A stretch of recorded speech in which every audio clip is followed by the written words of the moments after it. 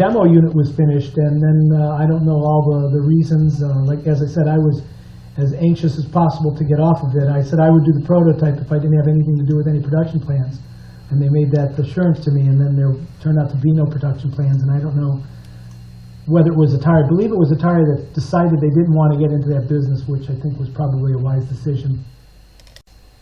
We actually copied the controller from the gunner's control in the fighting vehicle, and in fact that controller was the basis for the controller used in Star Wars and many other Atari games from that point on.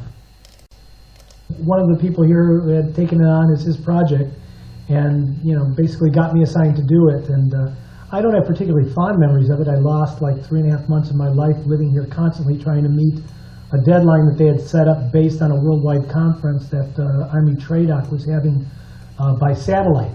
So in order to get this done, we were working here around the clock, weekends. Literally, I rarely saw my wife.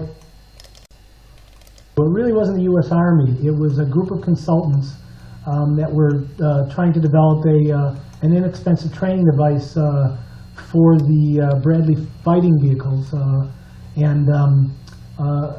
This outside consultant group, which consisted of a lot of ex-Army generals, came and contacted people here at Atari and said, can you do a custom version of Battlezone that will specifically train for this new vehicle we have? And they decided we could do that.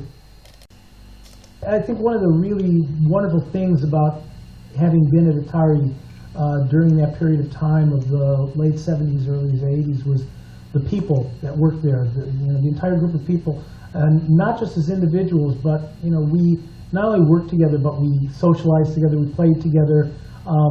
It was a real camaraderie that I never seen quite duplicated to that extent anywhere else. I get email from people who found me on the web or somehow or another and found out an address, and they tell me how much they enjoyed the game, and it feels great.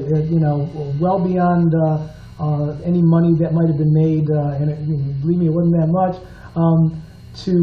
Just to have people know that people had some fun, enjoyed something you did that you created, is one of the best feelings in the world. Ed was constantly having to kick people, and in particular Owen Rubin, off of his asteroid station so that he could work on it. And so Owen would stay late at night, and he would fill up the high score table with his initials. And everybody was getting tired of this, so Ed put in some code to check for all the variations of Owen Rubin's initials, and whenever he would put it would put in Ed's initials instead. But one way you can really tell that a game is exciting, a game is going to be successful, is if people are playing it in the lab. One of the engineers was working on a new PC board, and so one of the guys decided, to pull a little prank on him. And after Dave had gone home, this other gentleman, who shall remain nameless, wired up a flash bulb, a flash cube, to the bottom side of the board, hooking it up to plus 12 in ground, so that the next morning when Dave came in and plugged his board in, he got this huge flash and puff of smoke out from the bottom of his board, and caused immediate panic. You cannot get to the volcano in Battlezone.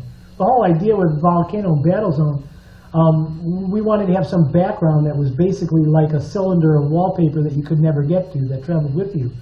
And Roger Hector, drew this up in vectors for us, and he decided to put in a volcano. And so the volcano was in there, and it was just, paper in the background. I mean, it didn't do anything. And Owen Rubin, who was one of my lab mates at the time, every day would come into the lab and say, when are you going to make the volcano active? When are you going to make the volcano active? And I was busy trying to make a game. I wasn't trying to make the volcano active. And finally I said, look, you program the code and I'll put it in. We'll make the volcano active. Showed up at work the next day, and there it was on my chair in front of my station. And he had written the code, and I plugged it in, and sure enough, we have an active volcano because of that. The brainstorming sessions really reflected a lot of the culture that went on at Atari at that time, and it was really nice. People were, encouraged to submit ideas and not be critical of other people's ideas, but to take them and run with them. Eventually, they became more people became more and more prepared. They were less extemporaneous than they were in the early days, but it was really a hotbed of creativity. We had a number of extremely creative, as well as technically proficient people at Atari, and it was just a wonderful time to be around all that good energy and all of that creativity. Battlezone actually came about through the brainstorming sessions that we had off-site during that time.